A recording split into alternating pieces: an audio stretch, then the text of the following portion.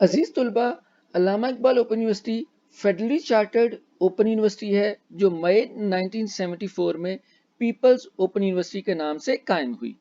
ये एशिया में कायम होने वाली डिस्टेंस एजुकेशन के हवाले से पहली यूनिवर्सिटी है, जबकि हायर एजुकेशन के हवाले से एनरोलमेंट को देखते हुए ये दुनिया की चौथी बड़ी यूनिवर्सिटी है। इस यूनिवर्सिटी का मोटो एजुकेशन फॉर ऑल है, बल्कि आजकल इसका motto quality education at your doorstep के नाम से भी जाना जाता है। ये यूनिवर्सिटी मुख्तलिफ लेवल के प्रोग्राम्स मैट्रिक से लेकर पीएचडी तक के ऑफर कर रही है। इसके साथ टीचर्स एजुकेशन के हवाले से भी ये प्रोग्राम ऑफर कर रही है, जिसमें मास्टर्स, एमफिल और पीएचडी के साथ बीएड प्रोग्राम भी है, जो यूनिवर्सिटी एचईसी के न्यू रोड मैप के तहत ऑफर कर रही है। इसमें 3 तरह के बीएड प्रोग्राम हैं।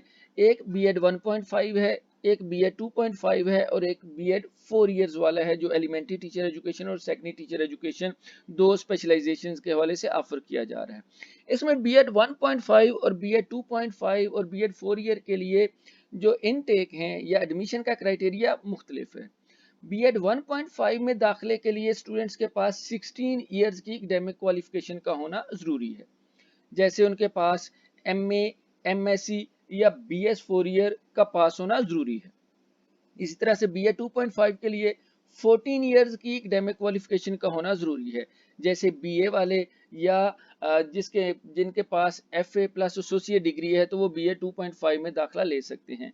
जबकि बीएड एलिमेंट्री टीचर एजुकेशन और बीएड सेकेंडरी टीचर एजुकेशन जो 4 ईयर का है उसके लिए एफए पास होना जरूरी है। सो तीनों के लिए मुख्तलिफ है। बीएड 1.5 के लिए 16 ईयर्स है, बीएड 2.5 के लिए 14 ईयर है और बीएड 4 ईयर के लिए एफए पास होना जरूरी है। अब ये बीएड 1.5 और बीएड 2.5 के प्रोग्राम के अंदर एक कोर्स ऑफर किया जाता है, जिस कोर्स का नाम 8607 कोड के साथ मैनुअल टीचिंग प्रैक्टिस 1 है। तो manual teaching practice 1 course code 8607 BEd 1.5 में दूसरे सेमेस्टर में ऑफर किया जाता है, जबकि यही manual teaching practice 1 course code 8607 BEd 2.5 के अंदर चौथे सेमेस्टर के अंदर ऑफर किया जाता है। इस कोर्स के जो मेन ऑब्जेक्टिव्स हैं उनको अगर देखें तो main objectives of course 8607 is to make students able to observe classroom experiences, to observe school activities, to prepare field notes and to prepare observation reports। इसी 8607 की वर्कशॉप के दो मेजर कंपोनेंट है, या इस कोर्स के दो मेजर कंपोनेंट है, क्योंकि ये face to face teaching practice workshop है। सो फेस टू फेस होने की वजह से इसके दो कंपोनेंट है। एक वर्कशॉप है जो 3 डेज के लिए है और दूसरे field notes and 2 observation reports हैं जो 14 डेज के हैं। अब जो 3 डेज की वर्कशॉप है ये फेस टू फेस किसी भी एजुकेशन इंस्टीट्यूशंस के अंदर होगी, जहां आपको एक कोऑर्डिनेटर आपके लिए नॉमिनेट किया जाएगा और उस कोऑर्डिनेटर के पास आपने 3 दिन वहां क्लास अटेंड करके तो लेक्चर्स अटेंड करने हैं, जो lectures observation, classroom observation, field notes के हवाले से वो होंगे।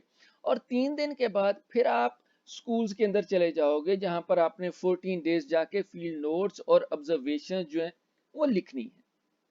तो 3 दिन और फील्ड नोट्स और ऑब्जर्वेशन जो 14 डेज की हैं, ये दोनों कंपोनेंट अलग-अलग से आपको अटेंड करना लाजमी है। अगर आप वर्कशॉप 3 दिन की मिस कर जाते हैं तो फिर भी आप 8607 को पास नहीं कर सकते, क्योंकि वर्कशॉप 3 डेज के अलग से मार्क्स हैं जो 10 मार्क्स हैं और फील्ड नोट्स और ऑब्जर्वेशन के अलग से मार्क्स हैं, वो हम आगे इस प्रेजेंटेशन के अंदर देखेंगे।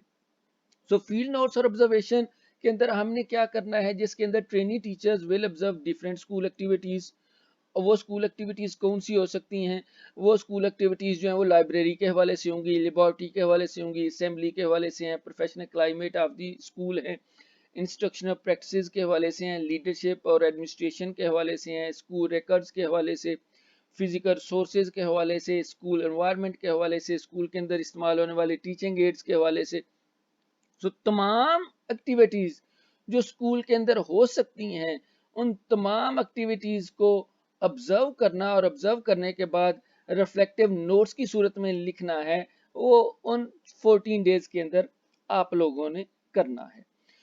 जब इस मैनुअल को देखें तो इस manual teaching practice 1 course code 8607 में मार्क्स की डिवीजन आपके सामने 3 तरह से दी हुई है। अटेंडेंस 10 मार्क्स की है, फील्ड नोट्स 40 मार्क्स के हैं और ऑब्जर्वेशन रिपोर्ट 50 मार्क्स के हैं। इन तमाम कंपोनेंट में से आपको अलग-अलग से 50% लेके पास होना है। जैसे अटेंडेंस 10 मार्क्स की है तो उसमें मिनिमम 5 मार्क्स लेंगे, फील्ड नोट्स में से 40 में से 20 मार्क्स लेने जरूरी हैं और इसी तरह से ऑब्जर्वेशन रिपोर्ट में 50 में से 25 मार्क्स लेने जरूरी हैं। ये 10 मार्क्स आपकी उन 3 दिन की वर्कशॉप के हैं। जो 3 दिन की वर्कशॉप अटेंड करेगा तो उसके 10 मार्क्स हो जाएंगे। So that's clear, once you have attended 3 days workshop you have got 10 marks. फिर फील्ड नोट्स जो हैं ये आपके 14 डेज के हैं, जिसमें कि आपने 14 फील्ड नोट्स लिखने हैं और ऑब्जर्वेशन जो है वो 50 मार्क्स की हैं, जिसके अंदर आपको 2 ऑब्जर्वेशन लिखनी है, 25 मार्क्स फॉर ईच ऑब्जर्वेशन है।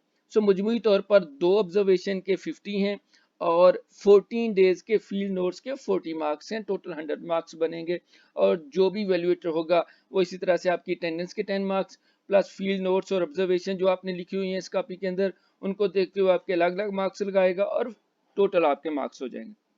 अगर आप फील्ड नोट्स 40 में से 28 ले लेते हो ठीक है, ऑब्जर्वेशन रिपोर्ट 50 में से अगर आपके 23 लग जाते हैं तो मजमूई तौर पर अगर आप देखोगे 23 लगने से आपके मार्क्स जो हैं वो तो मोर देन 50 होंगे, लेकिन आपको रिजल्ट फेल का आएगा। इसलिए ये अटेंडेंस, फील्ड नोट्स और ऑब्जर्वेशन तीनों में से अलग अलग से पास होना जरूरी है।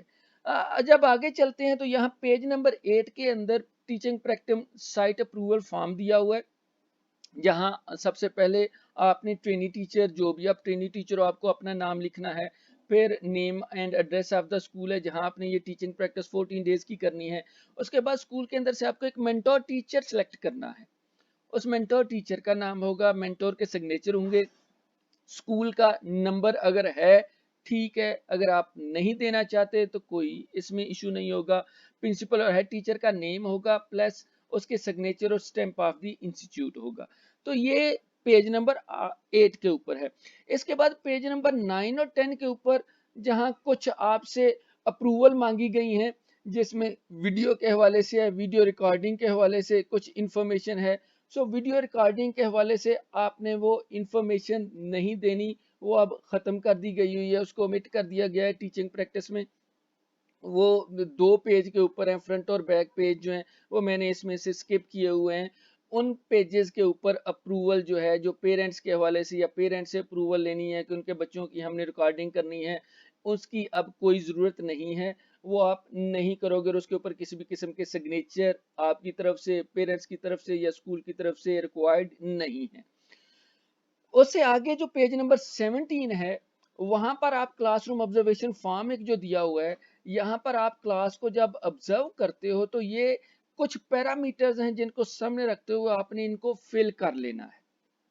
चाहे आप कॉपी के अंदर ही कर लें या इसकी फोटो कॉपी करके अलग से अपने पास 2 क्लासरूम ऑब्जर्वेशन फॉर्म जो हैं वो रख लें। और जब आप क्लासरूम ऑब्जर्वेशन फॉर्म को इन पैरामीटर्स के ऊपर ऑब्जर्व करोगे तो फिर आपको जो 2 क्लासरूम ऑब्जर्वेशंस एंड पे लिखनी है उसको मुकम्मल करने के हवाले से मदद देंगे।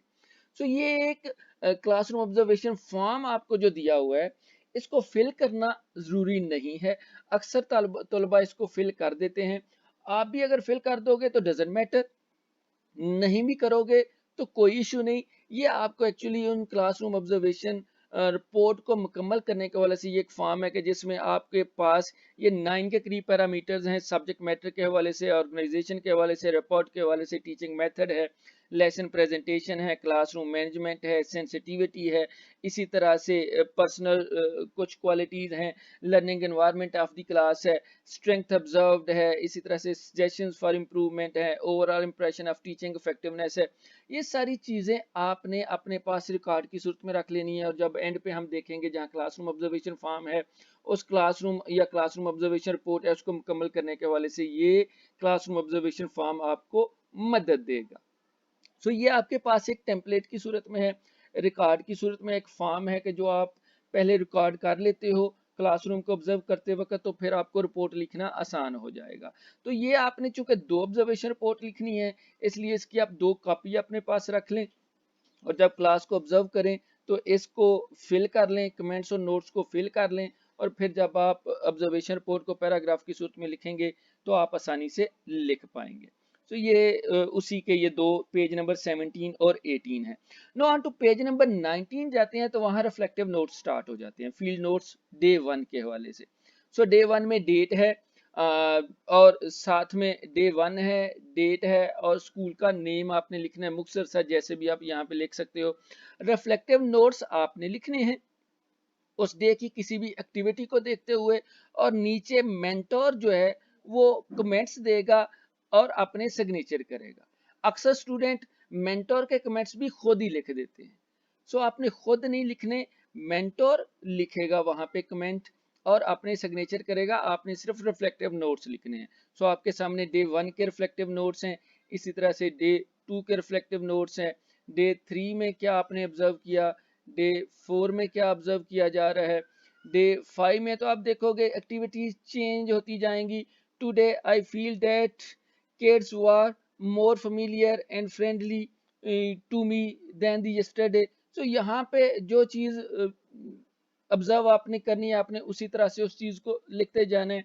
इसी तरह से डे 6 पे आप लोग जो एक्टिविटी देखोगे वो लिखी जाएगी, डे 7 आ जाएगा, डे 8 है, डे 9 है, then on to day 10, day 11, day 12, day 13 and lastly day 14। So 14 days के आपके फील्ड नोट्स हैं, और उन फील्ड नोट्स के अंदर आपने अपने रिफ्लेक्टिव नोट्स की सूरत में आपकी डेली एक्टिविटीज़ हैं वो आपने डेली एक्टिविटीज़ करनी है, और मेंटर ने सिग्नेचर करके अपने कमेंट्स जो हैं वो नीचे लिख देने हैं। इन 14 डेज की फील्ड नोट्स या रिफ्लेक्टिव नोट्स के बाद आपकी क्लासरूम ऑब्जर्वेशन रिपोर्ट आ जाएंगी। सो क्लासरूम ऑब्जर्वेशन रिपोर्ट 1, जहां आप किसी भी टीचर को, मेंटोर टीचर को छोड़ के भी आप किसी टीचर को ऑब्जर्व कर सकते हो। सो क्लास टीचर का नाम आ जाएगा, कोर्स कौन सा है, ग्रेड कौन सा है, नंबर ऑफ स्टूडेंट्स कितने थे, ऑब्जर्वर की जगह पर आपका नाम आएगा, डेट और टाइम किस वक्त आपने लिया। अब आपने वो क्लासरूम ऑब्जर्वेशन फॉर्म जो फिल किया हुआ है, उस क्लासरूम ऑब्जर्वेशन फॉर्म को सामने रखते हुए, जो मैंने पहले आपको बताया कि दो आपने अपने पास फोटोकॉपी करके रख लेने हैं, उस क्लासरूम ऑब्जर्वेशन फॉर्म को सामने रखते हुए आपने रिफ्लेक्टिव नोट्स लिखने हैं इस क्लास के पूरी प्रेजेंटेशन को देखते हुए। सो क्लासरूम ऑब्जर्वेशन को सामने रखते हुए आपने इसके ऊपर रिफ्लेक्टिव नोट्स लिखने हैं। सो ये क्लासरूम ऑब्जर्वेशन रिपोर्ट 1 के रिफ्लेक्टिव नोट्स हैं। इसी तरह से क्लासरूम ऑब्जर्वेशन 2 के भी आप उसी तरह से रिफ्लेक्टिव नोट्स लिखोगे जो आपने अपने पास क्लासरूम ऑब्जर्वेशन फॉर्म 2 के अंदर मेंशन किए हुए हैं। और टीचर यहाँ जैसे पहले में कोई और टीचर है तो दूसरे में कोई और टीचर, आप दो टीचर्स को ऑब्जर्व कर सकते हो, डिफरेंट दो टीचर्स को, और फिर उसके ऊपर क्लासरूम ऑब्जर्वेशन रिपोर्ट जो है वो आप लिख सकते हो।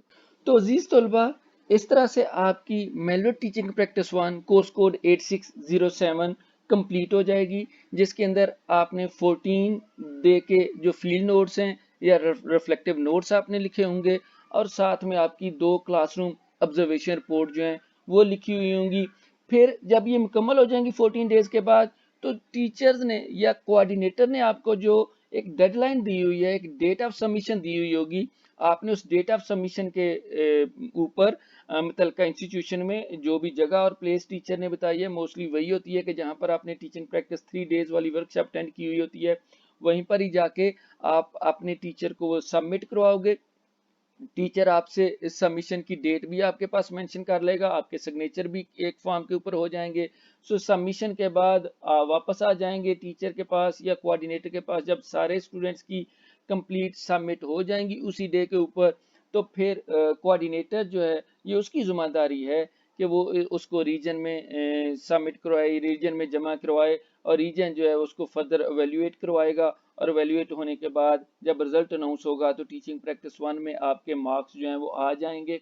इसलिए आप इस वर्कशॉप के अंदर ये टीचिंग प्रैक्टिस 1 के 3 डेज को भी आपने लाजमी अटेंड करना है। और जब आपने फील्ड नोट्स लिखने हैं और क्लासरूम ऑब्जर्वेशन रिपोर्ट लिखनी है तो दोनों को क्लियरली लिखें, खूबसूरत लिखें, एलिजिबल हैंड राइटिंग के साथ लिखें, क्योंकि हर एक कंपोनेंट में से अलग से पास होना ज़रूरी है। होप डैट कि आप तमाम को समझ आ गई होगी और आप टीचिंग प्रैक्टिस 1 के इस मैनुअल को जो 8607 का मैनुअल है अब आप आसानी से इसको कंप्लीट कर सकेंगे। Thank you.